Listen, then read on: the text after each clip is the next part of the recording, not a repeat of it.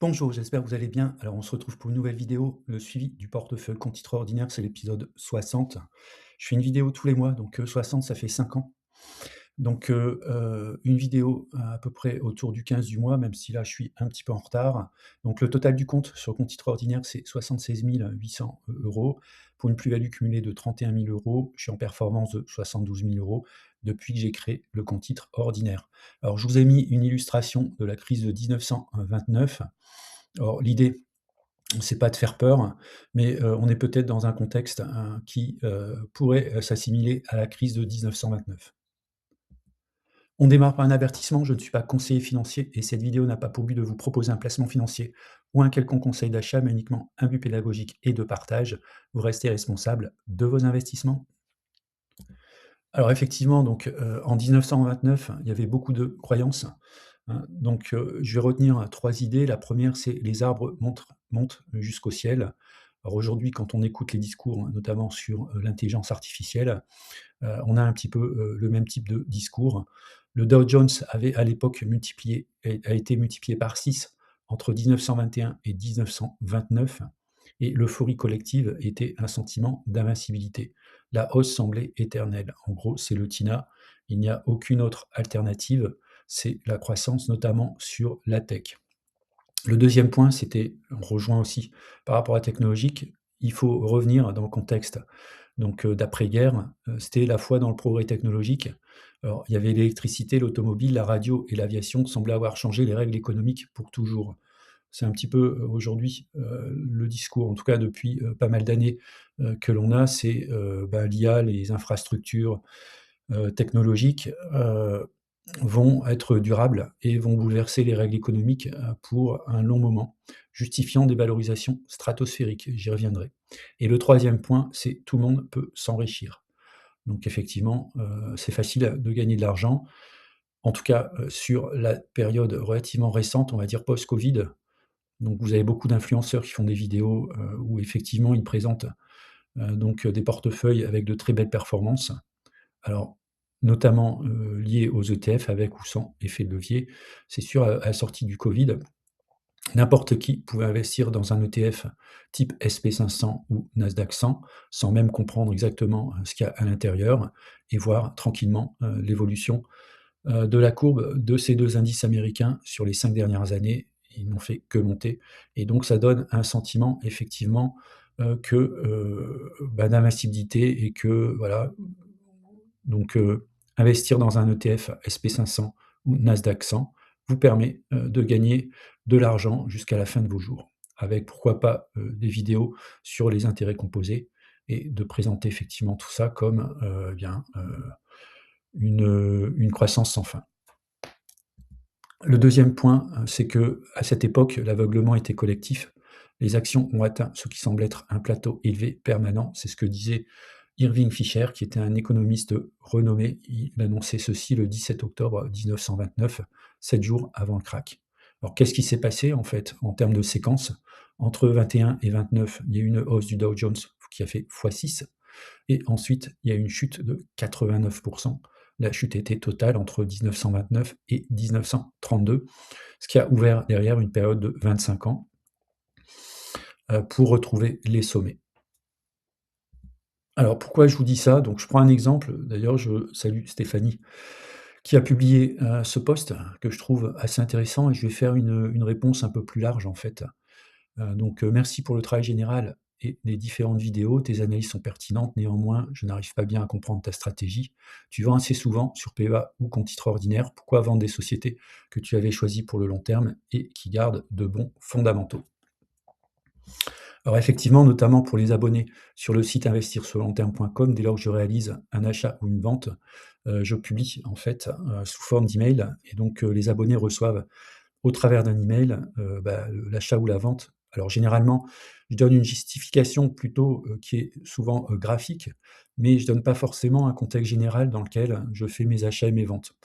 Alors, je vais un petit peu étayer la réponse. Donc, sur le PA, ce sont principalement des prises de profit sur des titres dont mes PRU sont trop hauts. Alors, j'ai fait pas mal de vidéos. Par exemple, j'ai pris, je prends souvent l'exemple d'LVMH, je suis rentré à des prix relativement élevés et j'ai une règle Alors que j'ai établi de manière un peu empirique et on va dire par expérience, c'est essayer de garder, des prix de revient unitaires inférieurs à -1 sigma. Alors -1 sigma, la notion de sigma, c'est ce qu'on appelle les écarts types. C'est que vous prenez donc une série, temporelle de données, en l'occurrence ici ce sont les cours, des actions et puis vous tracez en fait une droite qui représente une moyenne statistique, des cours. Alors, cette droite, elle peut être ascendante, descendante, ça dépend effectivement globalement de l'évolution historique des cours, mais en tout cas, on peut modéliser les cours au travers d'une droite et ensuite, autour de cette droite, on va regarder la distribution des cours, hein, puisque la droite est une moyenne. On va regarder la distribution, qu'est-ce qui est au-dessus et en dessous et généralement, même c'est pas généralement, on va, calculer ce qu'on appelle des écarts types.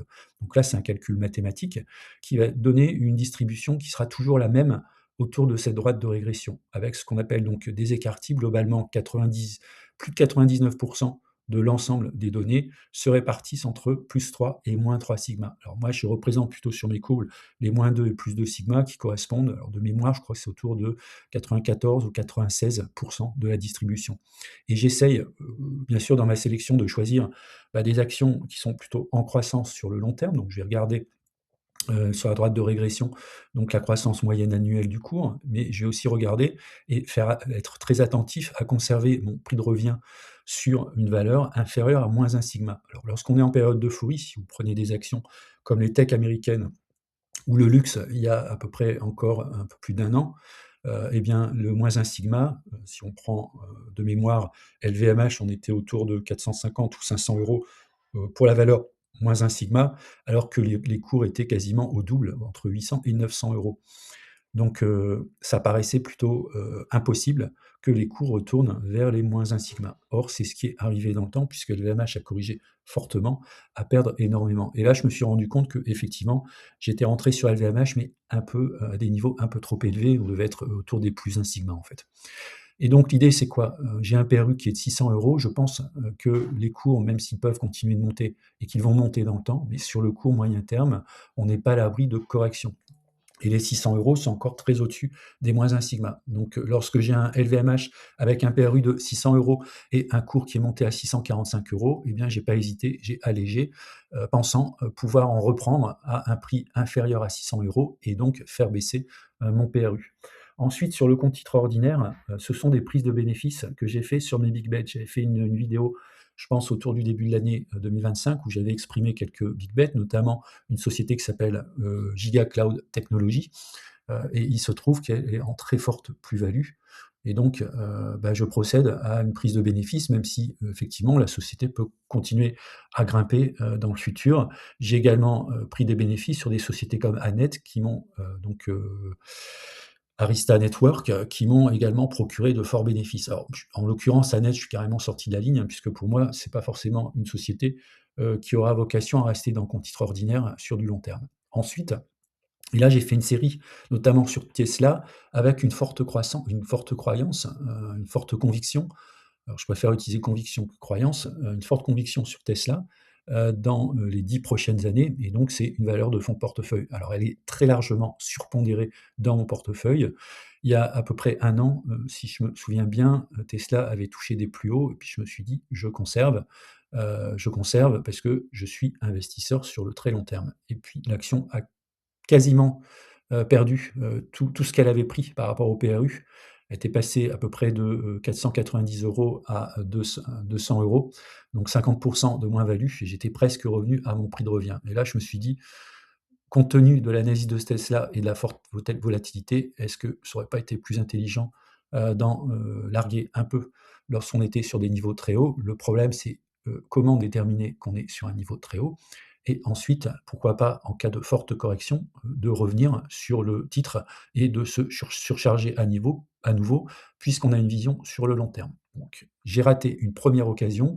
Ces dernières semaines, Tesla est en train de retourner sur des plus hauts, si ce n'est en train de dépasser les plus hauts et donc j'ai saisi cette opportunité pour alléger. Alors maintenant, sur Tesla, j'allège de manière, très faible, puisque ça reste toujours ma plus grosse ligne et également un investissement de conviction sur le long terme. Alors quel intérêt effectivement de vendre, y compris des actions de qualité lorsqu'elles sont au plus haut? Eh bien pour moi, c'est de constituer un matelas de liquidité pour une éventuelle correction qui viendrait en 2026. Alors je ne dis pas qu'il va y avoir une correction, on ne le sait pas, personne ne le sait, mais si on regarde l'historique, par exemple, en 1929, on voit bien que, on était vraiment contrariens et je pense que les personnes qui ont su vendre sur des niveaux relativement élevés pour constituer un matelas de liquidité étaient sans doute très heureux de pouvoir ensuite réinvestir, on va dire, dans le courant de la crise, là où les cours ont, dévissé de manière très importante, notamment sur des actions de qualité. Donc pour moi, on pourra toujours revenir sur de nombreuses valeurs et le deuxième point, c'est que j'ai également évoqué dans des vidéos la possibilité d'une décennie perdue. C'est un petit peu aussi pour faire un miroir avec l'époque de 1929, puisqu'on a retrouvé les cours du sommet de 1929, 25 ans plus tard. Alors dans la vidéo dans laquelle je parle de, la décennie perdue, je ne suis pas le seul à en parler. Vous tapez sur YouTube «décennie perdue», vous aurez, pas mal d'explications sur ce phénomène, qui correspond donc à une baisse, mais une «baisse rampante» entre guillemets sur plusieurs années. Et là, je suis prêt à prendre le pari que les personnes qui sont investies, y compris en DCA sur des ETF de type SP500 ou Nasdaq 100, eh bien je suis prêt à prendre le pari qu'ils ne supporteront pas une baisse sur une dizaine d'années. Donc il faut vraiment avoir une capacité extraordinaire pour dire: «Ça fait 5 ans que ça baisse, mais je continue à faire du DCA». Je pense qu'au bout d'un moment, généralement, on lâche l'affaire parce qu'on se dit: «Là, je suis en train, de perdre beaucoup d'argent, est-ce que je continue à remettre dans la machine?» Je parle par expérience parce que je l'ai vécu notamment sur une approche que j'avais sur du CAC 40 dans les années, début des années 2000, fin des années 90 et en fait, la baisse des indices qui étaient réguliers, notamment après l'éclatement de l'abus des années 2000, au bout d'un moment, en fait, j'ai laissé tomber. Alors, il y a quand même, des choses qui pourraient néanmoins infirmer un scénario de correction. C'est notamment ce que la Fed est en train d'enclencher. Elle est en train d'enclencher la planche à billets, hein, puisque à partir du moment où la Fed, remet de l'argent dans la machine, il y a aucune raison, que justement la machine, s'emballe à la baisse, puisque derrière il y aura, des investisseurs, en tout cas, de l'argent qui va être injecté pour soutenir les marchés. Ça, c'est peut-être la différence avec la crise des années 30, c'est qu'aujourd'hui, il y a beaucoup de rupteurs qui sont mis en fait sur, les bourses, qui peuvent éviter justement des plongeons, trop brutales, sur les marchés. Néanmoins, on pourrait tout à fait connaître une décennie perdue avec une baisse, on va dire, lente et régulière des indices, où là, les rupteurs ne se mettront pas forcément, en place. Alors, je pense que, les bourses vont continuer de monter dans ce cas, s'il y a de l'injection et ben, si j'ai des liquidités, pourquoi pas, hein? Si effectivement on voit qu'il y a à nouveau un cycle de croissance qui se met en route et ça, les indicateurs graphiques vont nous montrer, on pourra tout à fait, revenir sur le marché. Alors le dernier point aussi, alors ça n'a rien à voir avec le compte titre ordinaire, c'est plutôt avec le PEA. Mon PEA, il est saturé en versement, donc je suis obligé de garder des liquidités pour ne pas rester coincé en cas de volatilité. Ça, c'est aussi important, hein. Autant, il y a, 1 an, 2 ans, j'avais encore des possibilités en termes d'ajout de liquidité. Donc quand vous avez un plafond de versement qui est de 150 000 €, vous avez versé 130 000 €, en théorie, même si vous êtes investi à 100 en actions, vous avez quand même virtuellement 20 de liquidité que vous pouvez ajouter à tout moment. Alors bien sûr, il faut en disposer, sur d'autres comptes, mais la théorie, dit que, vous n'avez pas atteint le maximum et donc le delta qui est de 20 000 € correspond à une liquidité, certes virtuelle, mais une liquidité. Aujourd'hui, mon PEA est full, 150 000 €. Donc si, je suis investi à 100 en cas de correction, plus ou moins sévère, je n'ai aucun moyen de pouvoir réagir et notamment sur des cours qui pourraient, s'offrir à moi en tant qu'opportunité entre guillemets «du siècle» et donc c'est aussi pour ça que j'ai commencé à constituer des liquidités sur mon PEA. Alors je ferai une vidéo sur la stratégie 2026, en fin d'année, sur les derniers jours de l'année pour, vous expliquer un petit peu mon positionnement par rapport à l'année 2026.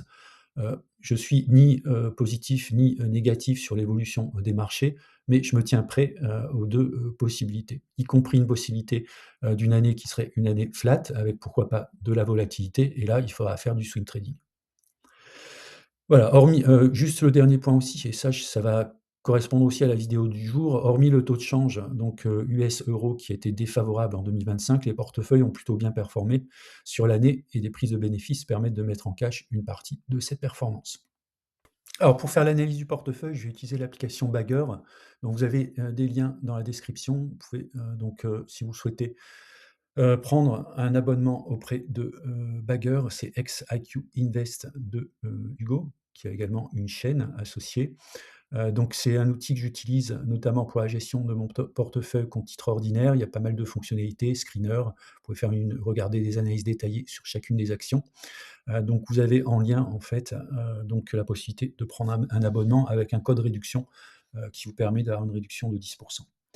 Alors au niveau du portefeuille, donc 74 800, donc 72 de plus-value latente, ce qui correspond en fait à une croissance en CAGR, c'est en rendement annualisé de 11,45. Alors si vous regardez, donc la croissance sur un an, de mon portefeuille, comparativement au SP 500, je fais moins bien que le SP 500. Alors cette différence, elle est liée en fait à la parité euro-dollar, hein, puisque ici, on compare donc un indice avec, un des prix. Donc il faudrait effectivement éventuellement corriger l'indice, ou donner ici, l'évolution du portefeuille en dollars, ce qui serait un peu plus, favorable. Mais bon, enfin bref, c'est pas très grave. Donc je suis quand même en surperformance en year to date, c'est-à-dire depuis le début de l'année. Je suis en performance de, 4,85. Donc ça, c'est ma performance en, euros, et si je regarde le delta si je regarde ma performance en dollars, je suis à un peu plus de 20 de performance. Alors les positions, donc elles ont pas trop évolué. On peut voir maintenant apparaître les espèces qui arrivent en deuxième position. Donc, je me suis, notamment, on verra ensuite au niveau, des achats et ventes, il y a eu pas mal d'allègements. Donc j'ai fait, des allègements pour reconstituer une poche, de, cash, ce qui me permettra en cas de correction plus ou moins forte, mais je ne vais pas y revenir sur ce scénario, en 2026, de pouvoir, eh bien, renforcer certaines valeurs. Alors si on regarde les positions, donc Tesla, c'est ma première position. Je vais regarder, non, alors je vais rester sur les positions, je vais prendre uniquement les actions. Donc Tesla, c'est ma première position avec 13 000, alors je ne sais pas si c'est des euros ou des dollars, hein, on va dire que c'est des euros. 13 000 €, 23 de la position. Ensuite vient Apple, 5 000 € ou 9,33. Puis ensuite Alphabet, Visa, Amazon, Meta, Hims, Ulta Beauty, Aflac, Broadcom, Mastercard, et puis après on va rentrer dans, des lignes qui sont beaucoup plus petites. Alors à la fin, en fait, vous avez Lénard qui est dans la construction, qui est une société, que je vais pas forcément garder en portefeuille, donc là, c'est du swing trading. J'explique à mes abonnés sur investirsurterme.com, quel est mon algorithme qui m'a fait rentrer sur Lénard. C'est pareil pour West Pharmaceutical, en l'occurrence. Voilà. Giga Cloud, c'était mon big bet. On va voir, c'est une société qui a une très belle croissance sur l'année 2025, donc je suis plutôt content de la performance de ce titre. À droite, vous avez une statistique globale sur le portefeuille selon les critères de l'application Bagger. On voit par exemple la croissance des bénéfices par action n'est que de 1,01%, ce qui est plutôt mauvais à en juger ici l'outil. Donc moi, à titre personnel, je trouve que c'est intéressant d'avoir ce type d'indicateur, même si je n'essaye pas forcément de rentrer dans les critères qui ne sont pas forcément non plus tout à fait les miens. Alors, si on regarde la distribution des performances, on peut voir que j'ai des actions qui ont très bien performé comme Broadcom. On est encore, même s'il y a une correction, ces derniers jours sur Broadcom, on est quand même à plus 700, plus 300 pour Meta, AbbVie, bon, et cetera. Vous avez ici tout le détail. Alors, il y a quelques lignes qui sont négatives. Donc, on va voir, par exemple, ici, Hims qui fait du -10, et on va voir du Lénard, justement, qui fait -12. Et ici, Transdigm, groupe, qui fait -2,58. Donc globalement, j'ai plutôt un portefeuille qui est plutôt performant, dans le temps. Alors vous avez ici, une vision un peu plus détaillée, des actions. Vous avez le coût, ça correspond au PRU sur mes actions. Vous avez le montant des dividendes qui sont versés, sachant que sur mon compte titre ordinaire, mon objectif, c'est pas de percevoir des dividendes, à cause notamment de la flat tax qui est de 30, donc vous perdez 30, mais c'est plutôt de rechercher des sociétés de croissance. Les dividendes viendront, on va dire, entre 5 et 10 ans, au moment où j'aurai besoin d'avoir des revenus. Vous avez les performances absolues en montant et les performances relatives en pourcentage, et les croissances, les CAGR, en fait, de chacune des entreprises. On voit que le CAGR est quand même plutôt positif, à part ici pour West Pharmaceutical, Transdigm, Hims et Lénard.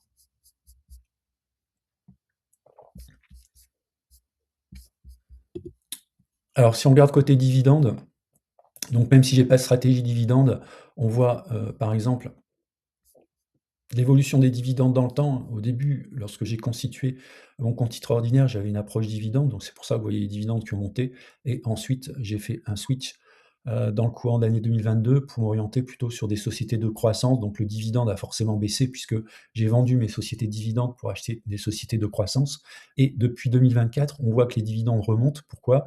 Puisque dans la les sociétés de croissance que j'ai, ce sont, des sociétés qui versent des dividendes et notamment des dividendes croissants. Donc on verra, à partir de 2024, qui était le niveau le plus bas de versement de dividendes, on devrait voir à partir de 2025-2026 et cetera, un niveau de dividendes qui va maintenant remonter de manière régulière.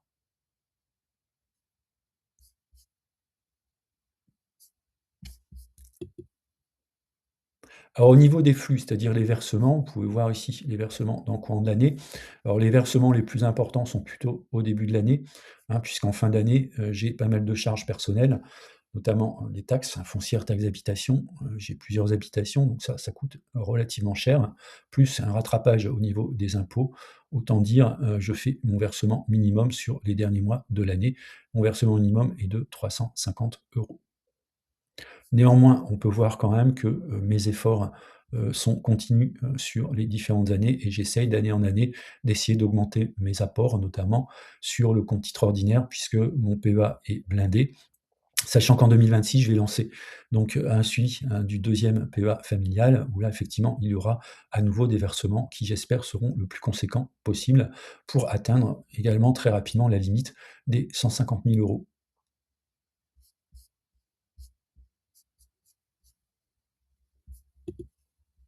Alors, si on va dans la partie paramètres, on va voir un petit peu tout ce qui s'est passé, sur, le dernier mois, c'est-à-dire du depuis le 14-15 novembre jusqu'à aujourd'hui.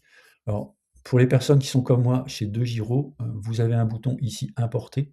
Vous pouvez faire un export chez DeGiro de votre compte et puis derrière, vous pouvez importer votre fichier de compte et votre fichier de transaction, ce qui permet effectivement derrière d'exploiter, vos données au sein de l'application Bagger.